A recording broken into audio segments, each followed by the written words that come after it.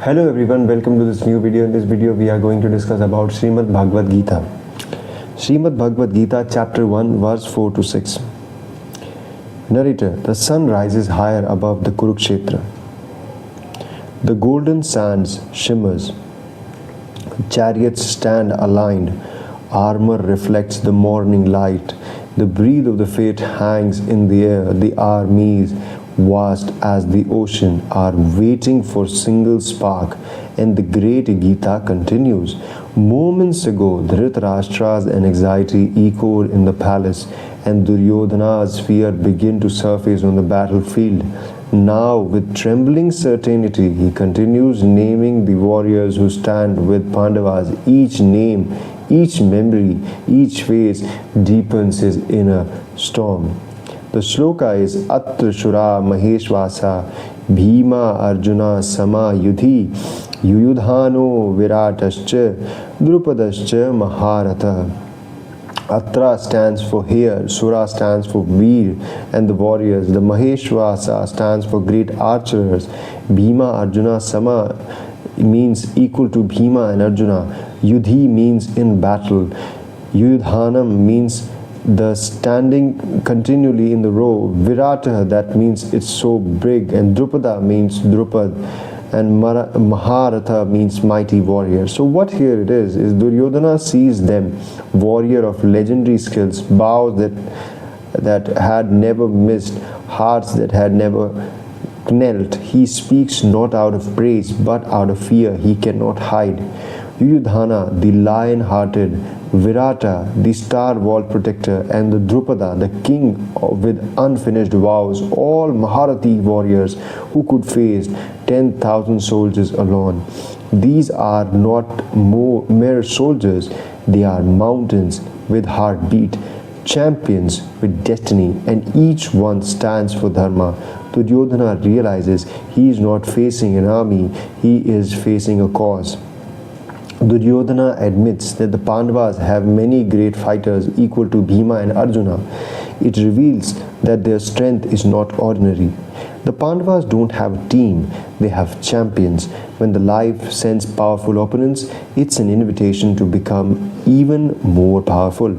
So what is the corporate interpretation of this shloka is that the competitive analysis, Duryodhana is identifying top performers on the rival team. Good leaders study strength of the opposition before making a move. What moral we derive is great challenges don't shrink you, they shape you rather. Now let's move to the next word. Drishtaketushcha Kitana Kashi Rajascha Veeravan Purujit Kunti Bhojascha Shobhascha Narpungava. Now what here it stands for is that Duryodhana continues more names, more pillars of righteousness. Drishtaketu, the fiery warrior of Chedi. Chikitana, loyal to death. Kasi Rajas, king of Kashi, radiant as the sun. Purojit and Kunti Bhoj, the guardians of Dharma. Shaybhaya, fearless protector of the righteousness. He sees a terrifying pattern. Pandavas are not supported by followers but by leaders. Each man Duryodhana names is not a soldier but a king, a protector, a wise bearer. What we can drive out of this is that Duryodhana lists more heroic kings fighting for Pandavas, showing that their side is full of powerful and noble personalities. This is a legacy sword.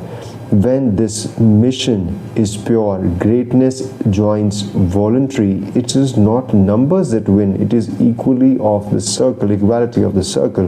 The corporate interpretation is that Pandavas have high caliber leadership talent. Successful organizations are built when the leadership align behind a purpose, not when the followers obey a dictator. Moral, the right companions multiply your strength. Verse 6. Yuddhamanoscha Vikranta Uttamojascha Veeravan Saubhadro Draupadascha Sarva Eva Maharata. What here it means is that now Duryodhana sees the youth, brave, unbroken, unstoppable, Yuddhamanyu and Uttamanyu, the fierce and daring, Abhimanyu, the prodigy born out of Subhadra and Arjuna, blessed from the birth, Draupadi's son, highest of sacrifice and disciple, and the discipline, here stands a strong destiny. Dharma does not age, it reincarnates through youth. The Pandav army is not only guided by experience, it is powered by fresh vision, new courage, and fearless hearts. What meaning here is that Pandava have equally strong young warriors like Abhimanyu and Draupadi's son, proving their strength spans in generations. But the future stands only with power and fire. It doesn't stand with questions. Now the corporate meaning is that a winning team needs both experience as well as innovation. We have to keep the old and new balanced. Elders give direction, youth give speed. What moral we can derive is that when you carries dharma, the future becomes undefeatable. Conclusion: the verse has ended, but the realization has begun. Duryodhana now understands, not because of armies but because of purpose. The battlefield is a little bit heavier, for he stands with men hired by loyalty, but Pandavas stand has with dharma. The men on the Pandava side have dharma in their nature, while the man stand with Duryodhana have loyalty. The true war is no longer between arrow and armor, it is between ego versus righteousness, fear versus faith, ambition versus dharma.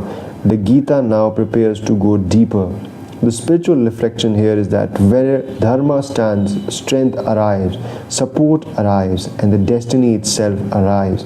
Therefore, the true question is never who is against me, but always who do I stand for. So this episode was it. Jai Shri Krishna. If you like the video, don't forget to like, share and subscribe. In this we discuss how Duryodhana looked at the army of Pandavas and he got shocked by the team that they had, and he is now in dilemma, why did I start this war altogether. So if you like the video, don't forget to like, share and subscribe. I will see you in the next video. In the next video we are going to discuss the next shlokas. Till now we have been able to successfully discuss 6 shlokas. Thank you.